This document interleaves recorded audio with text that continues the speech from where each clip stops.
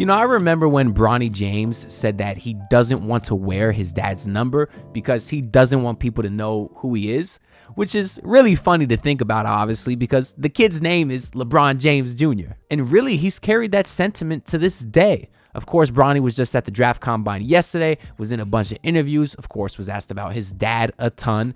And Bronny's mindset was just kind of, don't draft me because you think you might get my dad. Draft me because you believe in me as a player. You ever dream about playing with your dad, for you, or what went to it from your perspective? No, never. My dream has always just been to put my name out, make a name for myself, and of course, get to the NBA, which is everyone's end goal is here. So obviously, Bronny wants to make a name for himself, and that is the completely right mindset for a kid that not only wants to make the NBA, but wants to succeed in it and wants to thrive in it. And it's crazy to think about, that original quote from Bronny was in 2015. That's 9 years ago. So it's wild to think about how much time has passed. He was a literal child back then, and now he's about to be drafted into the NBA. And that's never an assumption you can make. It's not something you could take for granted, especially with health, right? Obviously, Bronny had a pretty serious heart condition going into his freshman season at USC, but fortunately, he has been medically cleared to play in the NBA. Now, it's no secret that his freshman season at USC wasn't great. He was playing about 20 minutes a night, so he was a serious rotation player, but he was only averaging 5 points per game on sub 40% from the field and sub 30% from three, so obviously the efficiencies weren't great either. So it's clear that he's not NBA ready yet, which is completely fine. He's 19 years old, and most guys are not good enough to go one and done. So it's probably best if Bronny was to stay in college and continue to develop his game and his body and everything else, but he has decided to stay in the NBA draft. And that was an official report from Shams that just came out a couple days ago, and it surprised me because I did think he was going to stay in college because I think it would be best for his game. It's kind of hard to say because obviously in the NBA, he will have the best development staffs in the world, but he likely won't be playing as much, unless he's sent down to the G League, which I guess is a very real possibility. But more so, I didn't think Bronny was going to stay in the draft just because I didn't think he was actually going to get drafted. Usually how it works with these college guys is they will put a feeler out, they'll declare for the NBA draft, but they won't hire an agent, which allows them to keep their amateur status to return to college if they wanted to. And usually a lot of times, if they don't think anyone's going to draft them, that's when they return to college. So for Bronny to stay in the draft, that means that he has to be pretty confident that somebody's going to pick him. Now, I've looked through tons of mock drafts, and almost none of them had Bronny getting selected.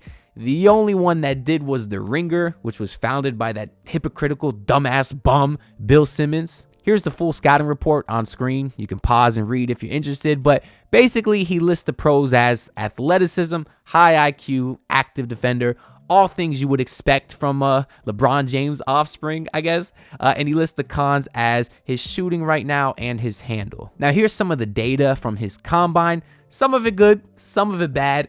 The bad is he was officially listed at 6'1", which is obviously not that tall. And it's even more concerning because it's 3 inches shorter than his 6'4" listed height in college. But he did have a 40.5-inch max vert, which sounds pretty good to me. You can't even slide a piece of paper under me when I jump, so 40.5 sounds phenomenal. And in one of the shooting drills, he shot 19 to 25, made 12 in a row. And there was a video of that was going pretty viral on Twitter because Bronny did light it up. He looked well, at least as far as making shots.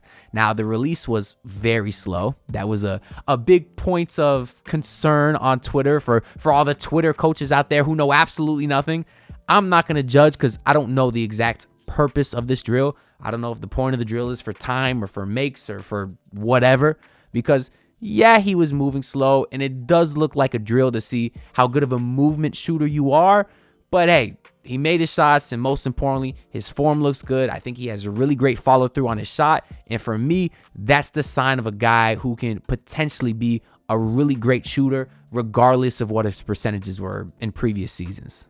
Bronny also did scrimmage. He had 4 points, a pretty tough floater, another nice bucket. So he played okay. ESPN put out a notification saying that he was cooking, which is obviously not true. He had 2 buckets, and I don't like hyping him up like that because it puts him in a scenario where you're going to have like unrealistic expectations for him, which I don't think is beneficial to a very young player. But still, he was fine at the combine. I don't think it really told us anything that we didn't already know. So all of that to say that Bronny James could be an NBA level player one day. He's just very clearly not one right now. I know teams draft all the time for potential, but Bronny certainly seems at least a few years away. So I don't really see why anyone would draft Bronny without the idea that they honestly think they have a chance of signing LeBron. And I know LeBron at one point said his goal is to play with Bronny, and then he said he doesn't care about that, and Bronny's saying he doesn't care about that, and there's been conflicting reports on both sides. But here's why I think Bronny's getting drafted, and it's simply because he stayed in the draft.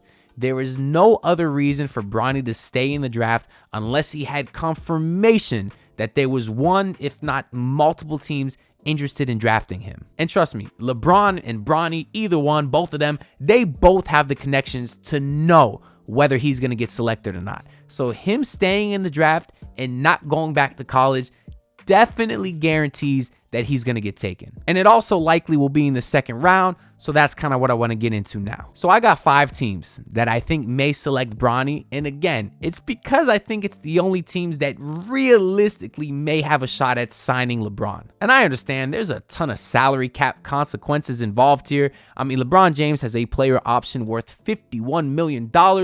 But truthfully, I'm not going to take salary cap or assets into account when talking about these teams because there's too many variables that could affect all of this. LeBron could opt in. He could opt out and take more money. He could opt out and take less money. There could be signing trades.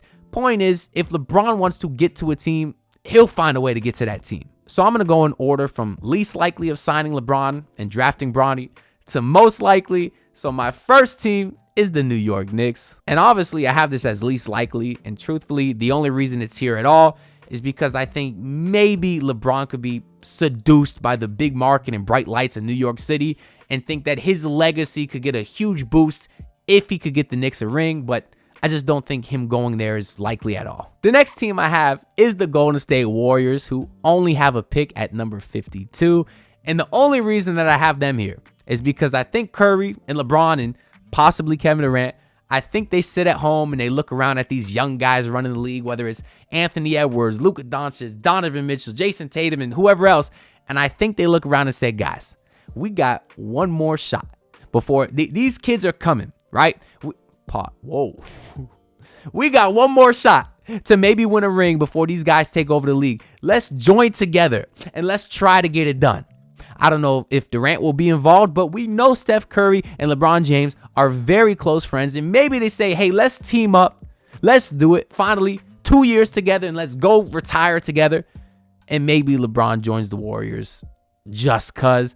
But I also don't think that's very likely either. The third team I have is the Miami Heat, and I don't think I'm being biased here. We had Pat Riley say, several years ago now, that the key is under the mat for LeBron James, which means that those two have reconciled, and he will gladly welcome LeBron James back with open arms.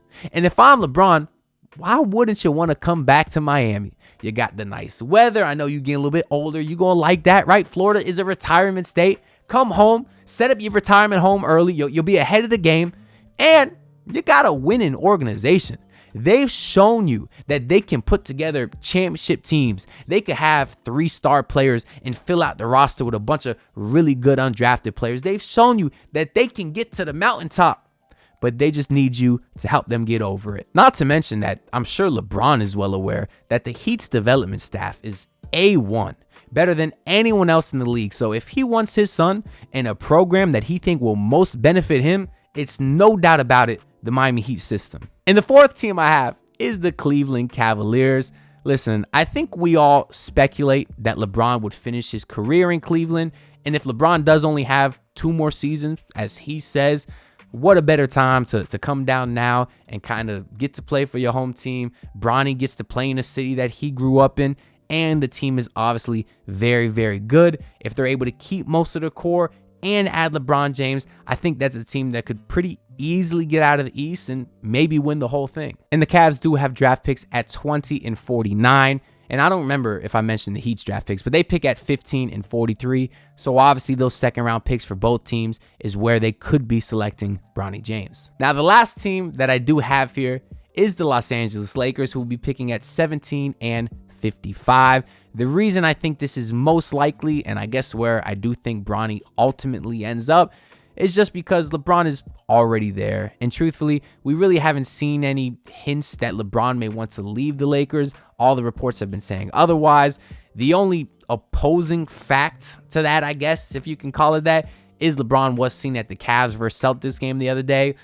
A lot of people are speculating that that means he wants to come home, which I get because LeBron is always pushing agendas and dropping hints.